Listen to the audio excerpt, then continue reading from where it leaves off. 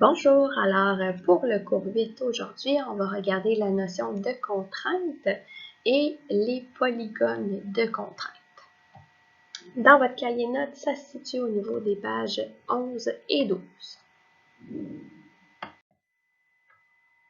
Alors tout d'abord, la notion de contrainte.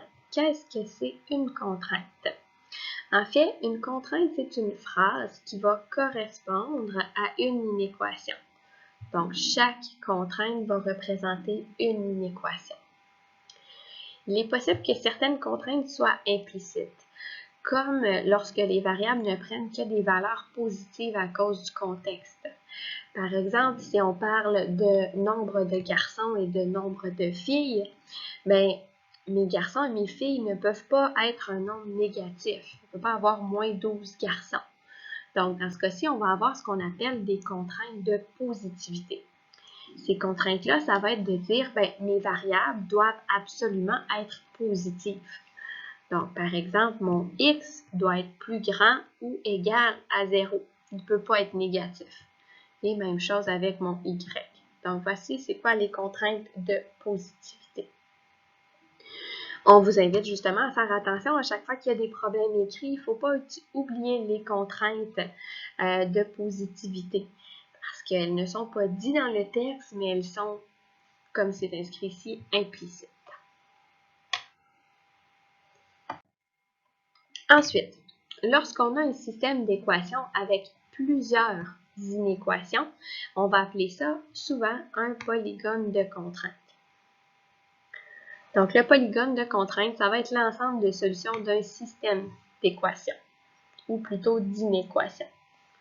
Ici, là, ça devrait plutôt être le mot inéquation.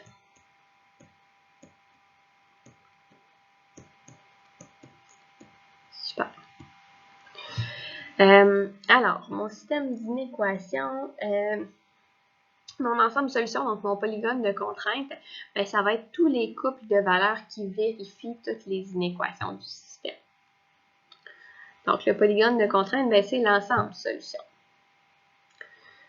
Là, on a ici deux petites informations par rapport à la notion de polygone de contrainte. Donc, on va dire qu'un polygone de contrainte est borné lorsque la figure qui lui est associée est fermée.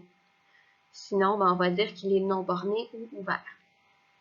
Et une autre information, si jamais j'ai une des droites du polygone de contrainte qui est une ligne pointillée, alors les couples qui vont former cette droite-là ne font pas partie de notre zone de solution.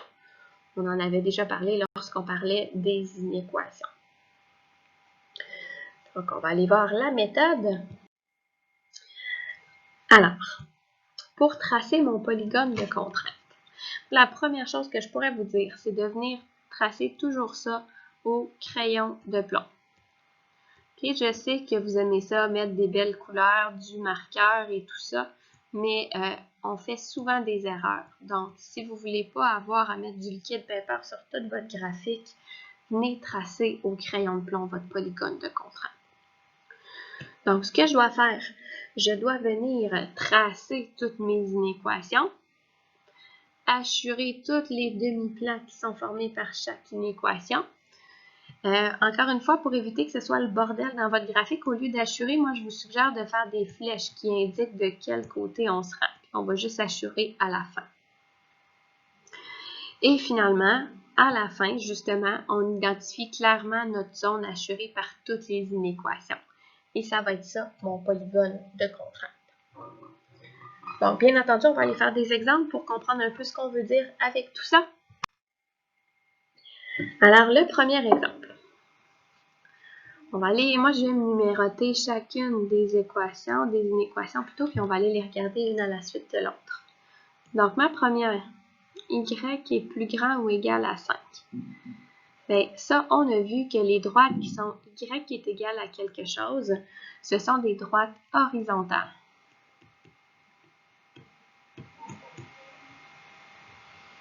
Et ce sont des droites horizontales. Ça va être une droite pleine puisque j'ai le ou égal. Et là, y est plus grand ou égal à 5. Fait que ça veut vouloir dire que je vais vouloir aller sélectionner la zone où les Y sont égales à 6, 7, 8 et ainsi de suite. Donc ça va être pour la première. Ensuite, la deuxième. Bon, X est plus petit ou égal à 2. Donc, les droites qui sont X égale à quelque chose, on a déjà vu encore une fois qu'ici, c'était des droites verticales. C'est une droite pleine, encore une fois, puisque j'ai le ou égal. Et là, je veux un X qui est plus petit ou égal à 2. Ça va vouloir dire que je vais vouloir que tous mes X soient plus petits ou égal à 2. Fait que ça inclut les 2, 1, 0, moins 1, et ainsi de suite. Finalement, notre troisième droite qui va nous demander un petit peu plus de travail à venir tracer. Donc, j'ai mon équation 3y moins 2x strictement plus petit que 30. Donc, la première chose que je vais vouloir faire, ça va être de venir isoler mon y. Donc, on va envoyer notre 2x de l'autre côté. Ça nous fait 3y est plus petit que 2x plus 30. Et on divise par 3. Donc, y est plus petit que 2. Oups. 2. Je vais avoir de la misère à l'écrire ici. 2 tiers x plus 10. Parce qu'on a divisé tout le monde par 3. Voilà ici. Ensuite, je veux aller faire une petite table des valeurs pour avoir mes couples. Donc, on devrait arriver à 0, 10, moins 15, 0. Et là, je pourrais me contenter de juste ça pour mon tracé. Ou alors, on peut venir en trouver d'autres pour que ça rentre bien dans la graduation un peu plus facilement. C'est ce que j'ai fait. Fait que j'ai été trouver les autres couples, moins 6, 6 et moins 3, 8. Juste pour m'aider à venir tracer la droite. Ensuite, toujours pour m'aider à tracer la droite, le symbole, il est comme ça. Fait que ça va être une ligne pointillée.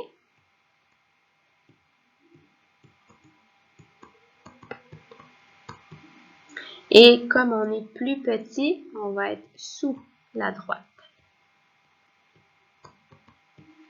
Okay. Donc, vous remarquerez que moi, j'ai été vraiment décortiquer chacune des droites avant de tracer. Pourquoi je fais ça? C'est que ça m'aide à déterminer quelle graduation je vais vouloir faire. Donc là, je me rends compte que mes X et mes Y, ils sont pas mal tous dans un délai, pas dans un délai, mais dans un intervalle de 10. Fait qu'on peut ici aller avec des bonds de 1, puis on va avoir quelque chose qui a de l'allure quand même. Donc, on va aller tracer chacune de nos droites. La première, la droite horizontale qui est vis-à-vis Y qui est égale à 5. Donc, je m'en viens vis-à-vis Y qui est égal à 5 et je trace une droite pleine à l'horizontale. On veut tous les Y qui sont plus grands. Fait que là, c'est là que je vous disais, au lieu d'assurer, moi, je viens faire des petites flèches qui indiquent dans quelle zone on va vouloir se rendre. Fait qu'on veut être par en haut. Ça, c'est pour ma première. Fait qu'on peut aussi s'identifier ici que c'est l'équation numéro 1. Ensuite, même chose avec l'inéquation numéro 2. On s'en vient verticalement vis-à-vis un x qui est égal à 2. Fait qu'on est à peu près ici. Et là, on veut tous les x qui sont plus petits. Fait qu'on est à gauche. Comme ça ici. Ça, c'est mon équation numéro 2. Finalement, la troisième équation. Donc, je veux aller placer mes points. Moi, je vous suggère de venir placer ceux-là ici. Donc, notre moins 6, 6 et notre moins 3, 8. Et là, je vais y aller très à peu près. Hein, ça ne sera pas parfait. Mais ma droite, elle va avoir l'air de quelque chose comme ça. Elle est pointillée. Et là, on veut colorier sous la courbe, sous la droite, comme ça ici. Fait que là, ce qu'on se rend compte, c'est que mes flèches, elles pointent toutes et elles viennent toutes remplir le petit triangle qui est identifié ici, qui se retrouve à être mon polygone de contrainte. Donc, voilà pour le premier exemple. Pour l'exemple 2, si vous voulez le tenter par vous-même, mettez la vidéo sur pause, pour le tenter et par la suite, vous verrez si vous arrivez à la même chose que moi de mon côté. Alors, on commence. Moi, j'aime numéroter toujours mes inéquations. Donc, on en a 5 ici qu'on va vouloir faire. Alors, ma première inéquation, y est plus petit ou égal à x plus 2. Oups, x plus 2. Donc, je fais ma petite table des valeurs. Là, j'ai trouvé juste 2 couples pour chacune à partir de maintenant, juste pour que ce soit plus simple. Donc, on a 0, 2, oups, et moins 2, 0. Donc, ça, c'est pour ma première. Et le symbole plus petit ou égal, donc ça va être une ligne pleine. Écrire pleine. Oups. Et on s'en vient sous la droite. Donc, ça, c'est pour ma première. Pour ma deuxième, donc mon y qui est plus petit ou égal à moins une demi x plus 6. Donc, ma petite table des valeurs.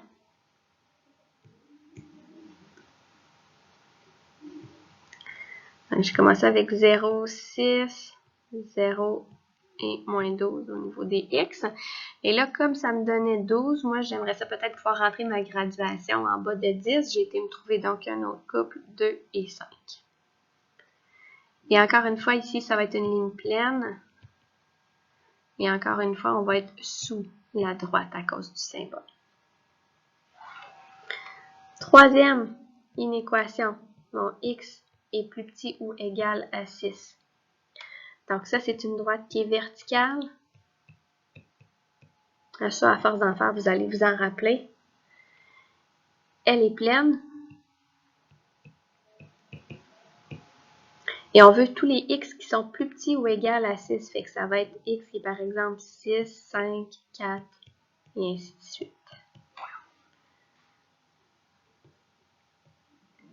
Notre quatrième, y est plus grand ou égal à moins 2x plus 4. Donc, je fais ma petite table de valeurs. Donc, 0, 4 et 0, 2. Mon symbole G, encore une fois, l'égal, donc ça va être une ligne pleine. Et cette fois-ci, on va être au-dessus, puisqu'on est plus grand.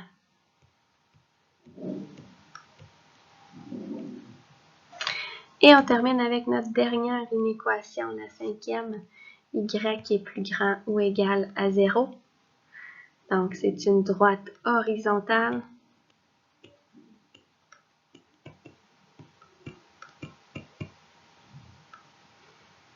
En ligne pleine.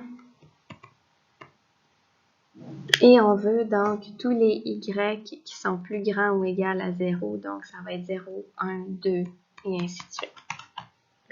Donc là, j'ai mon plan de match. On est en mesure d'aller faire notre dessin. Si je regarde toutes mes coordonnées, on peut encore une fois y aller avec une graduation par bond de 1. Et donc, je viens prendre chacune de mes droites et on répète la démarche. Donc, je vais juste faire la première avec vous, puis après ça, je vais faire apparaître le résultat. Donc, par exemple, pour la première, je viens placer mon point 0, 2 qui sera ici. Je viens placer mon point moins 2, 0 qui serait là ici et là ici. On viendrait les relier en ligne pleine, comme ça. Et là, on viendrait faire des flèches pour indiquer qu'on est par en bas.